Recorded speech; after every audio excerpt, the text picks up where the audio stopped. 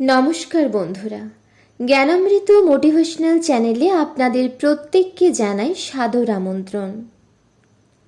আজকের ভিডিওতে আমরা আলোচনা করব কি করে আমরা বুঝব যে এটাই আমাদের শেষ জন্ম কিনা। জগৎজননী শ্রী শ্রী মা শারদা এই প্রসঙ্গে বলছেন, বাসনা থাকলে জীবের যাতায়াত ফুরায় না, বাসনাতেই দেহ থেকে দেহান্তর হয়, বুঝলে? একটু সন্দেশ খাওয়ার বাসনা থাকলেও পুনর্জন্ম হয়, আবার ওই সন্দেশের টানে এখানে আসতে হয়। তাই তো মঠে এত জিনিস আসে। বাসনা কি জানো?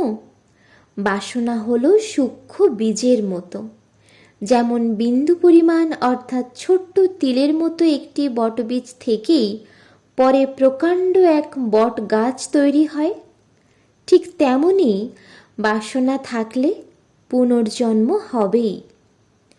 যেন এক খোল থেকে নিয়ে আরেক খোলে ঢুকিয়ে দিলে একেবারে বাসনা শূন্য হয় দু একটি।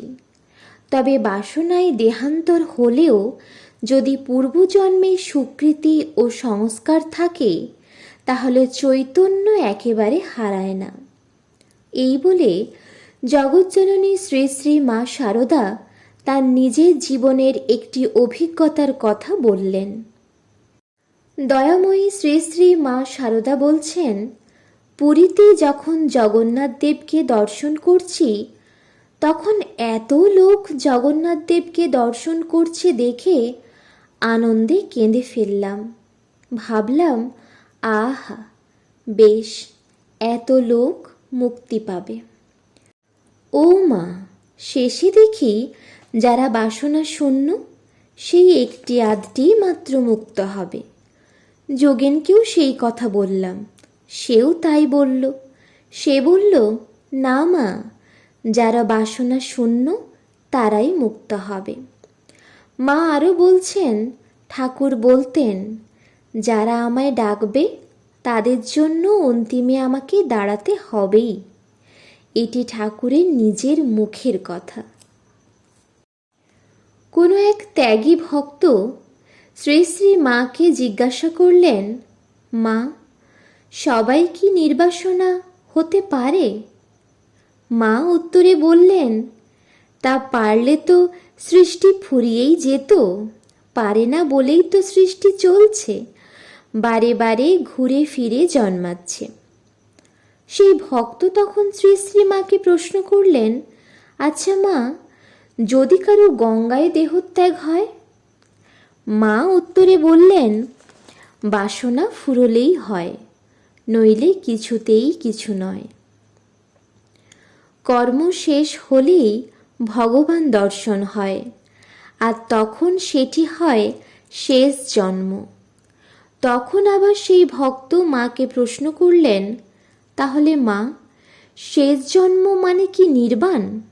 মা তখন বললেন, তা বই কি, হয়তো দেহ যাবার সময় মন নির্বাসনা হবে। ভক্তটি তখন আবার জগৎজননীকে প্রশ্ন করলেন, মা, আমাদের এত রোগ ভোগ হয় কেন? এর উত্তরে মা বললেন, তোমাদের এটাই শেষ জন্ম, তাই বাকি সব জন্মের কর্মফল এই জন্মেই ভোগ হয়ে যাচ্ছে, তাই তো এত রোগ ভোগ। ভক্তটি মাকে বললেন, মা, ঠাকুর যে ত্যাগ ভালোবাসতেন, আমাদের ত্যাগ কোথায়? মা বললেন, হবে হবে, আস্তে আস্তে সব হবে।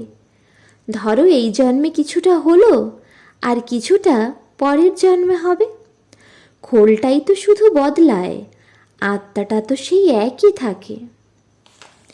ভগবানের ওপর একনিষ্ঠ বিশ্বাস ও ভক্তি নিয়ে যে পড়ে থাকে, এটাই তো তাদের সাধন।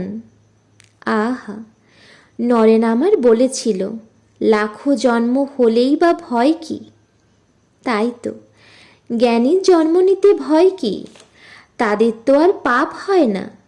অজ্ঞানীদের যত ভয়, অজ্ঞানীরাই বদ্ধ হয়, পাপে লিপ্ত হয়। কত লাখ লাখ জনম ভুগে ভুগে, যাতনা পেয়ে পেয়ে, কষ্ট পেয়ে পেয়ে শেষে ভগবানকে চায়।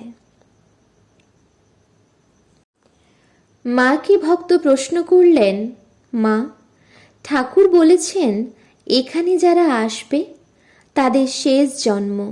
আবার স্বামীজি বলছেন সন্ন্যাস না হলে কারো মুক্তি নেই।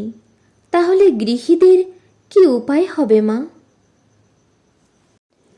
উত্তরে মা বললেন, ঠাকুর যা বলেছেন তাও ঠিক, আবার স্বামীজি যা বলছেন তাও ঠিক। তবে গৃহীদের বহির সন্ন্যাসের প্রয়োজন নেই, তাদের নিজের থেকেই অন্তর সন্ন্যাস হবে। তবে কারো কারো ক্ষেত্রে তো বহির সন্ন্যাস দরকার। তোমাদের আর ভয় কি? তা শরণাগত হয়ে থাকবে, আর সর্বদাই জানবে ঠাকুর তোমাদের পেছনে আছেন। আন্তরিক হলে শেষটা ক্রমে এখানেই এসে পড়বে। দেখছ না এখন তারক ব্রহ্ম নামে ছড়াছড়ি। একটু সার থাকলে কেউ খুব একটা বাদ যাবে না। আশা করছি ভিডিওটা আপনাদের ভালো লেগেছে। যদি ভালো লেগে থাকে তাহলে অবশ্যই লাইক, শেয়ার ও কমেন্ট করবেন।